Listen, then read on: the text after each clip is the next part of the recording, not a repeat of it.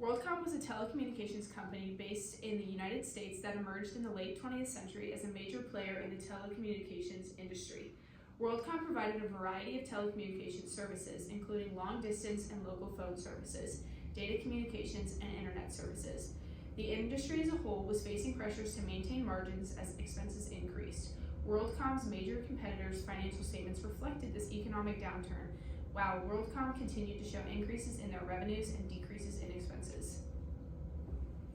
In 2002, WorldCom became embroiled in a massive accounting scandal when it was revealed that the company had inflated its assets by approximately $11 billion.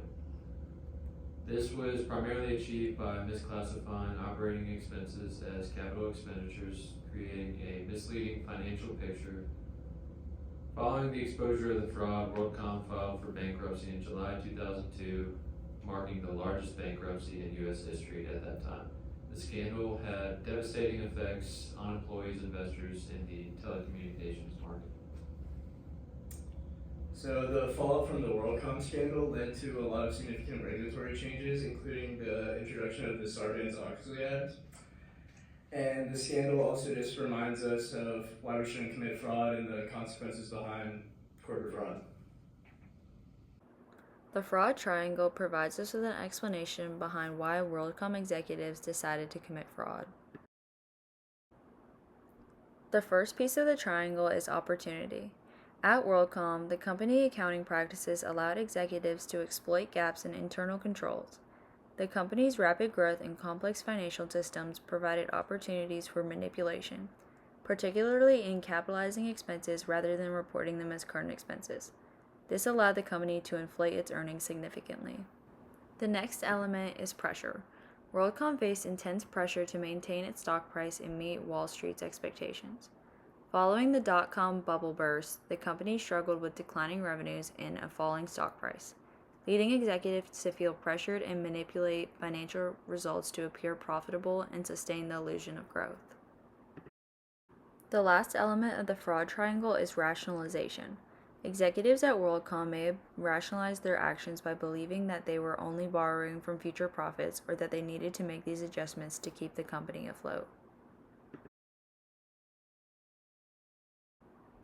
Another reason WorldCom was able to commit this fraud was because of the external auditor's failings. Arthur Andersen lacked independence with WorldCom, which raised concerns about the integrity of the audit process. There was also an inadequate review of financial practices, particularly the way the company handled its expenses. Andersen also ignored red flags. There were numerous warning signs such as the dramatic increase in capital expenditures and unusual accounting entries. During this time, Andersen was also believed to be prioritizing client retention and fees over rigorous auditing standards.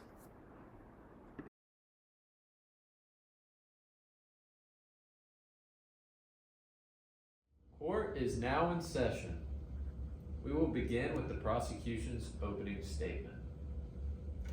Your Honor, ladies and gentlemen of the jury, we are here to examine the massive fraud that led to the collapse of WorldCom, a company once valued at over $100 billion.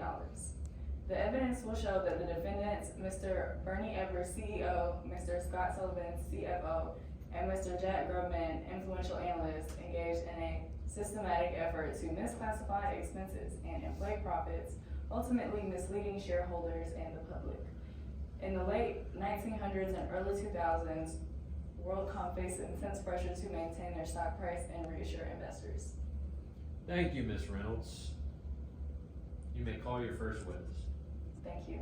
I call Mr. Scott Sullivan, CFO. Mr. Sullivan, can you describe the atmosphere at WorldCom during the financial reporting process? It was tense. There was constant pressure to meet financial targets, and we were often told to find ways to make the numbers look better. Mr. Evers, how do you respond to the claims that you encouraged in this environment? Your Honor, I did not encourage anyone to engage in wrongdoing. I believed our business strategy and relied on my team to provide accurate financial reports. But we were facing intense pressure from the market. I thought we were making adjustments that would ultimately benefit the company. Adjustments or misclassifications? We believed they were legitimate. It was a tough time for all of us. I didn't want to be the one to panic any investors out there, you know. You know, my intention was never to mislead anyone. We thought we were making necessary adjustments for future growth. The question remains, were these adjustments made in good faith, or was this a calculated deception? We will provide evidence to show that this was a deliberate effort to defraud. Court will take a recess. We will continue after a short break. Court is back in session. Ms. Cooper and Mr. Anderson, please take the stand. Ms. Cooper, what was your role at WorldCom? I was the head of internal audit, responsible for ensuring financial accuracy. And what did you find during your audits? I discovered significant discrepancies, particularly in how expenses were recorded. Over $3.8 billion were improperly classified as capital expenditures instead of operating expenses. This inflated earnings and misled investors about the company's true financial health. We also have a representative from Arthur Anderson here, so were you aware of these issues? We relied on management's information. Our audits were based on what they gave us. But I raised concerns. I was met with resistance at every turn.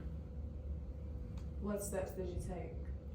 I escalated my concerns, but they were ignored, even when I highlighted how this misclassification masked significant losses. We did what we could with the documents we had.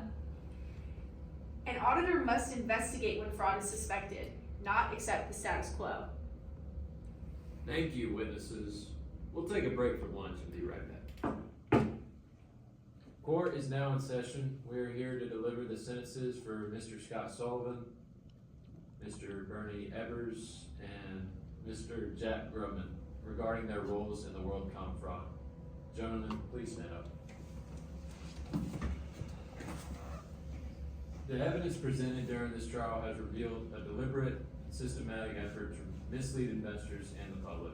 The actions of each of you contributed to the downfall of a major corporation and caused tremendous harm to countless individuals, shareholders, and investors. Mr. Sullivan, as CFO, you had a critical role in this deception. You chose to prioritize profit over ethics and allowed the company to misclassify expenses. For your actions, I hereby sentence you to 5 years in federal prison, followed by 3 years of supervised release. Mr. Evers, as the CEO, you set the tone for the entire organization. Your insistence on maintaining stock prices at any cost directly led to this fraud. Given your position and the impact of your decisions, I sentence you to 25 years in federal prison without the possibility of parole. Mr. Grubman, as an influential analyst, your failure to question the financial practices significantly contributed to the misleading narratives surrounding WorldCom. I sentence you to pay a $15 million fine.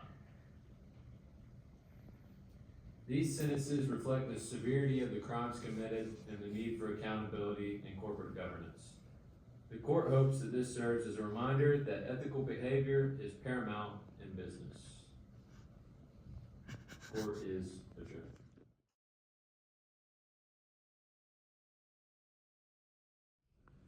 The scandal prompted significant regulatory changes, notably the Sarbanes-Oxley Act of 2002. The legislation aimed to enhance corporate governance, improve financial disclosures, and increases penalties for fraudulent activities.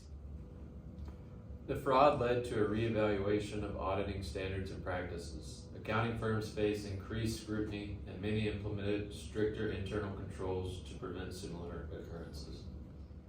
Cynthia Cooper, the whistleblower who exposed the fraud, became a prominent advocate for corporate ethics and whistleblower protections, highlighting the importance of integrity in business practices.